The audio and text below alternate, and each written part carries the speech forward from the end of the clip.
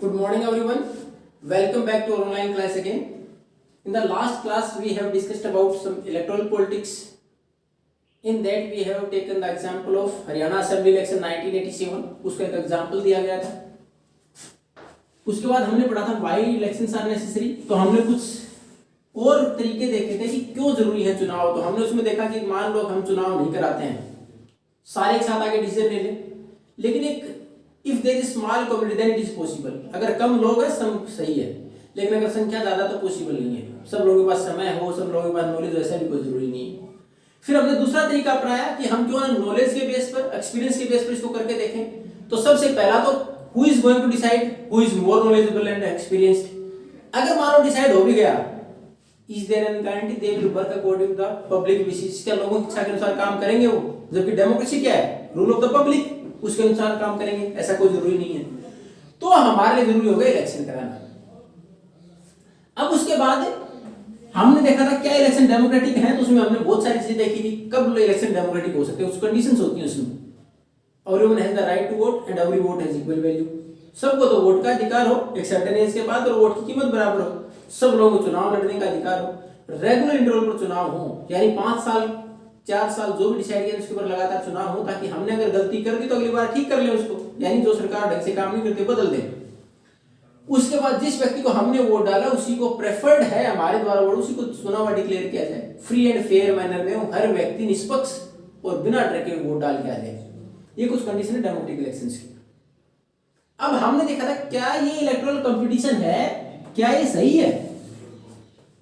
अब जब हम इलेक्शंस की बात करते हैं तो सबसे पहले देश या राज्य की बात करें तो इलेक्शन के बीच में कंपटीशन किसके बीच में है? Political parties. जब हम स्टेट या कंट्री की बात करते हैं तो कंपटीशन किसके बीच में? Political parties. ये पार्टी जीतेगी या ये हारेगी या इसकी इतनी सीटें आ सकती हैं. जैसे ही वो कंपटीशन थोड़ा सा और कम होता है, when this competition come to our constituency, हमारे चुनाव क्षेत्र तक आता है, अपने एरिया तक आता है, it comes on the candidate. फिर वो पार्टी से आके कैंडिडेट पर आ जाता है कि कौन सा कैंडिडेट जीतने की कंडीशन में है, उसका निर्णय ज्यादा मजबूत हो. लेकिन इसमें छोटी सी जो प्रॉब्लम है, there are lot of demerits. कुछ कमियां हैं हमारी चुनावी व्यवस्था में. कहीं भी चुनाव जब होते हैं, कंपटीशन होता है, सबसे बड़ा कंपटीशन, इसमें कमी क्या है?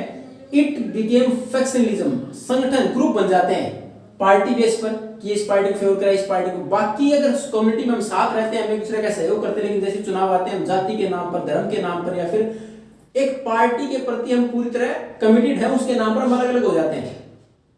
एक कमी. दूसरा, चुनाव जीतने के लिए we put many allegations on each other, कि एक दूसरे पर बहुत सारे आरोप लगते हैं. आप पिछला चुनाव अगर लोकसभा का उठा के देखें तो आप बहुत सारे कैंडिडेट ऐसे देखेंगे जिनके ऊपर की चुनाव आयोग को रोक लगानी पड़ी चुनाव प्रचार में, बिकॉज ऑफ देयर लैंग्वेज, उनकी भाषा जो इस्तेमाल की गई थी. और उसमें कुछ तो इतने लो लेवल की लैंग्वेज इस्तेमाल की गई. जैसे आप एक एग्जांपल देखेंगे आजम खान का, जिन्होंने जयप्रदा के खिलाफ चुनाव लड़ रही थी रामपुर सीट से.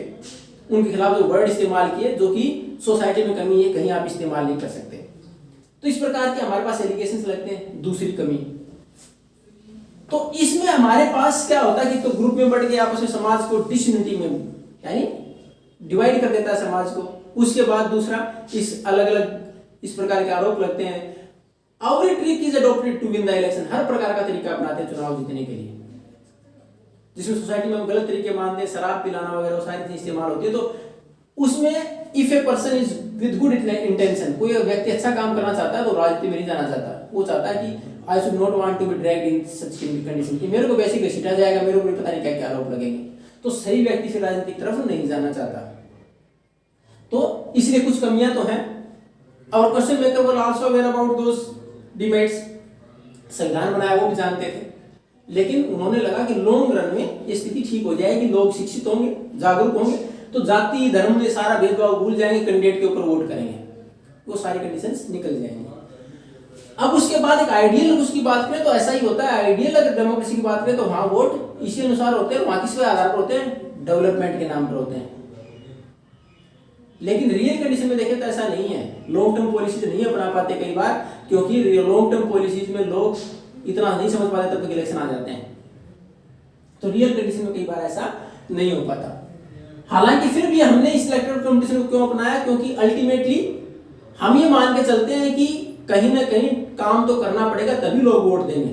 According the development of the people, we are supposed to be more concern about the problems of the public. Public की प्रॉब्लम्स का कंसर्न उनके संदर्भ में बात करेंगे तभी हम जीत सकते हैं। जिस प्रकार का एग्जांपल देखा है, दुकानदार है वो लगातार प्रॉफिट कमाना चाहता है तो उसको सर्विसेज भी तो अच्छी देनी होंगी। उसी प्रकार अगर एक लीडर आगे बढ़ना चाहता है, आगे अपने कैरियर को कंटिन्यू रखना चाहता है तो उसको भी तो लोगों के लिए काम करना होगा, तभी तो लोग दोबारा चुनेंगे। तो ultimately they will be motivated through the desire to increase their profession, अपने प्रोफेशन को बढ़ाने के लिए they have to work for the public, जनता के लिए काम करेंगे। अब हमारे पास हमारी व्यवस्था की बात करें, हमारे भारत में चुनाव की व्यवस्था क्या है। हमारे यहाँ चुनाव होते हैं तो उसमें एवरी 5 ईयर्स, हर 5 साल के, अगर लोकसभा का चुनाव है तो हर 5 साल के बाद लोकसभा, विधानसभा हर 5 साल के बाद चुनाव होते हैं। फॉर ऑल द कंस्टिट्यूएंसी, सभी लोकसभा क्षेत्र के लिए, विधानसभा क्षेत्र के लिए चुनाव, उसको हम बोलते हैं जनरल इलेक्शन। अब एक नंबर में ये भी पूछा था, what do you mean general election? If the elections are held for all the constituency at the same time, सभी चुनाव क्षेत्र, पहले तो कंस्टिट्यूएंसी क्या है, a particular area decided to elect one representative, एक एरिया जो डिसाइड किया गया जहां से एक प्रतिनिधि चुना जाएगा, कंस्टिट्यूएंसी है, चाहे आपका वार्ड है, चाहे वो विधानसभा लेजिस्लेटिव असेंबली की सीट है, चाहे लोकसभा क्षेत्र है। जैसे आपका नगर पालिका में जैसे वार्ड है, उसके बाद लक्ष्मणगढ़ एक विधानसभा क्षेत्र है, सिक्कर एक लोकसभा क्षेत्र है, इत्यादि क्या है, कंस्टिट्यूएंसी वर्ड इस्तेमाल होता है। तो जनरल में क्या होता है, सभी कंस्टिट्यूएंसी, जितने भी देश को डिवाइड किया गया है, जैसे देश की बात करें 543 कंस्टिट्यूएंसी में डिवाइड किया गया, लक्ष्मणगढ़ की या राजस्थान की बात है, लक्ष्मणगढ़ नहीं राजस्थान की बात है, 200 कंस्टिट्यूएंसीज है, 200 क्षेत्र में बांट दिया गया राजस्थान को। तो उसमें ये होते हैं साथ एक साथ सभी पर चुनाव हो, general election. Sometime elections are held for 1 or 2 seats, these are vacated due to the death of any representative और रेजिग्नेशन। अगर मान लो कि चुना गया व्यक्ति रिजाइन दे दे या किसी की डेथ हो जाए तो उसकी जगह दोबारा चुनाव हो, वो 1 या 2 सीट के लिए होंगे, वो कहलाते हैं बाई इलेक्शन, वो कहलाते हैं बाई इलेक्शन। जनरल इलेक्शन तो सब पर साथ, और बाई इलेक्शन 1 या 2 सीट पर। अब कंस्टिट्यूएंसी हमने देखा, a particular area from where one representative is elected. देश की बात में 543 में डिवाइड कर दिया।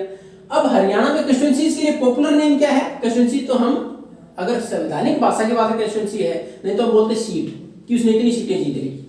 अब हमने बात की थी हरियाणा में, जहां लोकदल ने 60 सीटें जीती। लोकदल ने 60 सीटें जीतने का मतलब क्या है कि Haryana is divided to 90 constituencies, 90 क्षेत्रों में डिवाइड किया गया था।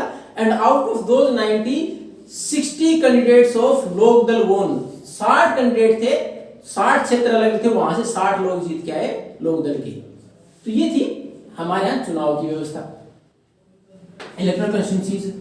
अब उसमें देखो कि हमारे सबको बराबर प्रतिनिधित्व, रिजर्वेशन दिया गया, सबको बराबर का रिप्रेजेंटेशन दिया जाए, उसके लिए हमारे रिजर्वेशन दिया गया। रिजर्व कंस्टिट्यूएंसीज कौन सी हैं कि जब हमारा संविधान बनाया गया तो उस वक्त ये महसूस किया गया कि हमारे यहाँ जो SC ST या लोअर सेक्शन है उसकी पॉपुलेशन को देखते हुए कि अगर हमने ओपन इलेक्शन कराए तो उसमें क्या होगा, the influential section of the society, the high caste of our society will stop the lower caste to come in the political arena or to represent themselves in the parliament। शायद वो संसद में अपना प्रतिनिधित्व नहीं दे पाएंगे तो उनके लिए कुछ सीटें रिजर्व कर दी गई। किस लिए? कि नहीं तो डेमोक्रेटिक वे नहीं होती पार्लियामेंट में, यानी उन लोगों की आवाज उठाने वाला तो कोई होता ही नहीं। और will be from the upper section of the society, समाज के उच्च वर्ग से होते, इसलिए कुछ सीटें रिजर्व कर दी गई।